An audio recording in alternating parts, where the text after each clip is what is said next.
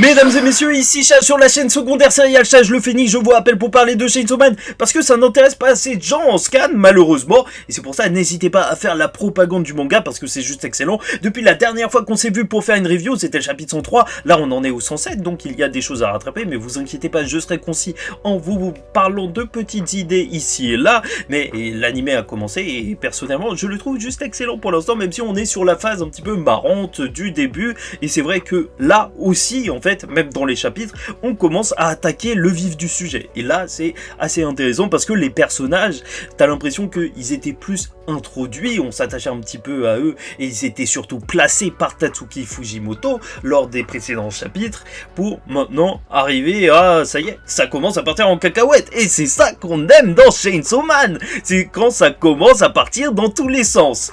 Et donc, on part directement sur le chapitre 104, qui est un chapitre qui est fort. Pourquoi ? Pour la révélation de Denji. Franchement, c'est un truc de zinzin. Tatsuki Fujimoto est encore et toujours aussi fort. En fait, tout le début de la série, et même les précédents chapitres, c'était oui, Yoshida qui dit à Denji non, il faut que tu caches ton secret et tout, et là il te le dit, il te le lâche comme ça n'a aucun sens. Et c'est pour ça qu'on apprécie Denji, et c'est pour ça qu'on apprécie Chainsaw Man, parce que c'est complètement zinzin, ça nous prend à revers, et ça c'est juste excellent. Mais en plus, même, il n'y a pas que ça, parce que t'as même justement le démon de la guerre qui explique ce que lui a fait le Chainsaw Man. Donc il l'a tué encore et encore, mais il est revenu, et au final, il l'a effacé donc en la mangeant. Et ça, de toute façon, c'était quelque chose qu'on savait déjà, mais c'était assez intéressant de se le rappeler et surtout de voir en fait le démon de la guerre qui a pas envie de disparaître. En fait, c'est vrai que c'est un côté peut-être qu'on voit pas justement du côté des démons en fait, que ouais, certes, Chainsaw Man, il représente une peur pour eux, mais est-ce que justement on peut s'attacher au personnage du démon de la guerre? Je ne sais pas. Denji a toujours eu l'air aussi zinzin, et ce qui a amené justement à la révélation, c'était que en plus d'être une chaise, franchement Denji, il nous cale à chaque fois. Alors il cherchait une meuf et Yoshida lui en a trouvé une, et c'est pour ça qu'il a commencé à parler avec Asa, qui justement elle est une anti-Chainsaw Man, tu vois. C'est juste excellent parce que tu vois cette conversation entre lui qui a seulement en fait pour je sais pas, pour qualité d'être Chainsaw Man, malheureusement pour Denji, alors, et elle, qui n'est pas intéressée par le Chainsaw Man, alors ça part en cacahuète, tu vois, en mode, ah, je crois qu'il mange des chiens et des chats, enfin, ça n'a aucun sens, tu vois, et c'est pour ça qu'il va annoncer qu'il est le Chainsaw Man.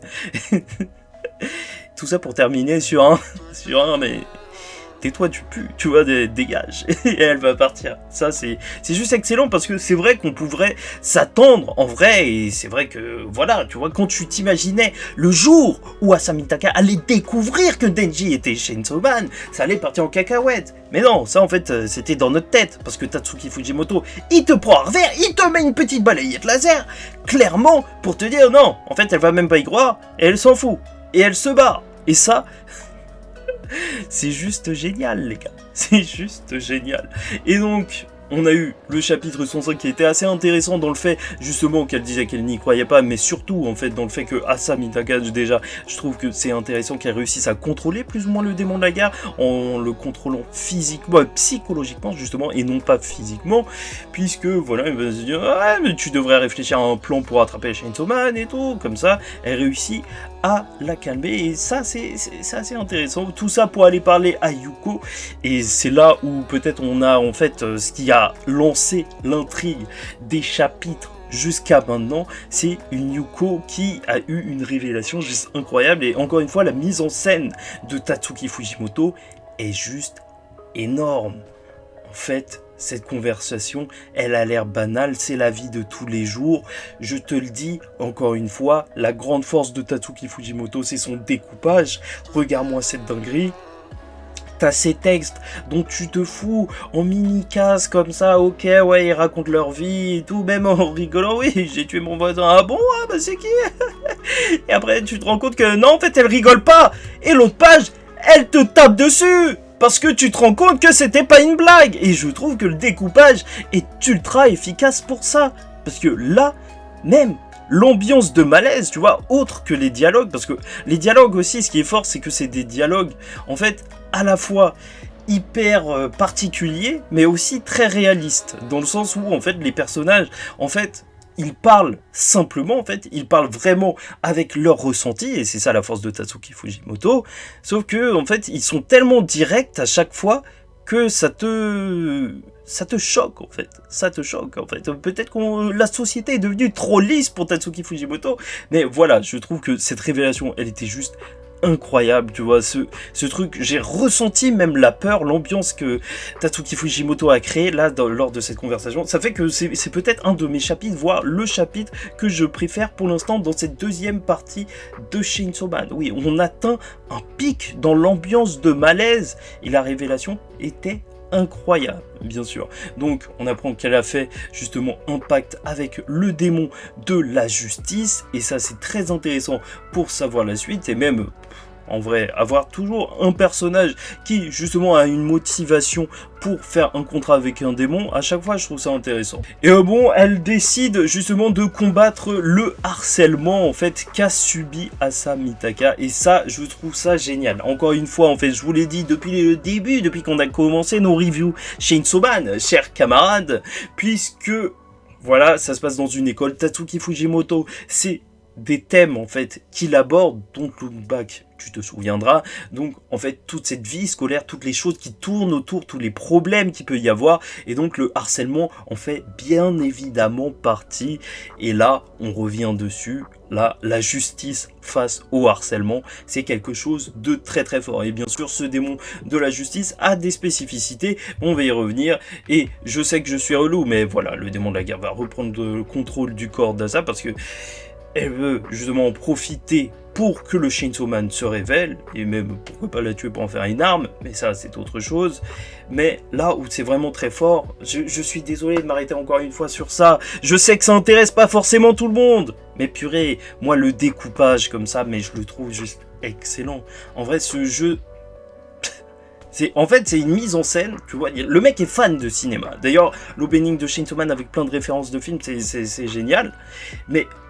je sais même pas comment il pourrait retranscrire ça en animé. C'est juste génial parce que tu as le mouvement de la caméra, tu as même ce mouvement en avant où tu as carrément des bulles de dialogue qui se mettent derrière les barreaux de la fenêtre. Enfin, c'est limite, t'entends le son qui est pas bon parce que justement, voilà, ça se passe dans une salle où le micro n'est pas. Enfin, c'est génial. Tatsuki Fujimoto, j'en ai marre. Je sais, c'est stupide, mais je vais pas m'arrêter trop longtemps sur ça, mais je trouve ça ouf. Le découpage de Tatsuki Fujimoto, j'aime trop ça. En plus, ça fait un petit peu mise en abîme, tu connais. En fait, regarde, là, les cases, elles sont de plus en plus découpées. Petit à petit, ça se resserre. Enfin, la tension, elle monte comme ça. Jusqu'à, bien sûr, la transformation, où tu vois, en fait, ce démon, en fait, justice... qui forcément en fait directement tu penses pas trop à une justice, en fait tu penses plus à peut-être une je sais pas une danseuse, tu vois. Moi j'ai directement pensé plus à quelque chose de cet ordre là, mais au final si on regarde bien, bah voilà, c'est la tête qui tient tout, et surtout elle n'a pas d'yeux, deux yeux, ouais, deux yeux. Et donc la justice est aveugle, je te le rappelle, oui, Daredevil, oui, tout le monde aime bien Daredevil, Daredevil c'est la vie, mais ce n'est pas le sujet de cette vidéo ici. Très exactement. Et donc, voilà, ce qu'elle veut, en fait, et son pouvoir, et même son combat, c'est pour la justice, en tant que démon justice, et c'est ça qui va faire peut-être la différence. C'est là où ça va être intéressant, parce que tu vas avoir un combat où, justement, le démon de la guerre, bah voilà, il transforme un crayon en lance, ou je sais pas quoi, mais en plus, tu vas avoir ce groupe de gens qui sont... honnêtes, normalement, qui sont vertueux, peut-être des justiciers, même dans un certain sens, les Devil Hunter, et c'est là où ça va être intéressant, en fait.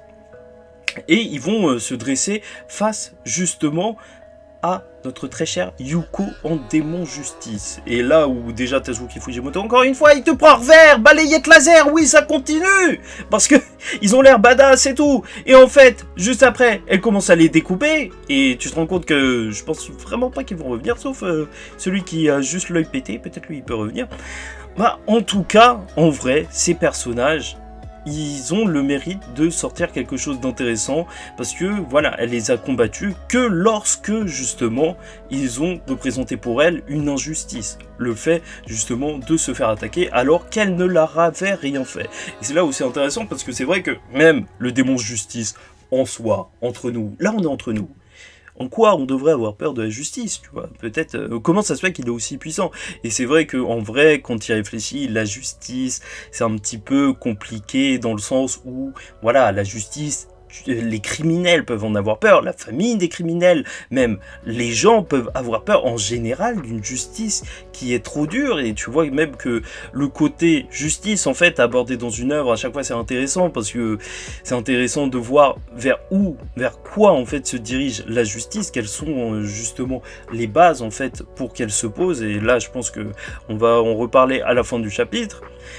Mais voilà, je trouve ça très très fort parce que justement voilà, tu connais, la vision de la justice, elle peut différer selon la personne. Tu te souviendras de Akainu. Est-ce que j'ai besoin de te parler de cette star de One Piece? De Akainu, la justice qui est dure. Ah là là, elle est dure. Non, sois un peu plus molle. Sois un peu plus douce. Et donc voilà, ça peut amener à une vision tordue.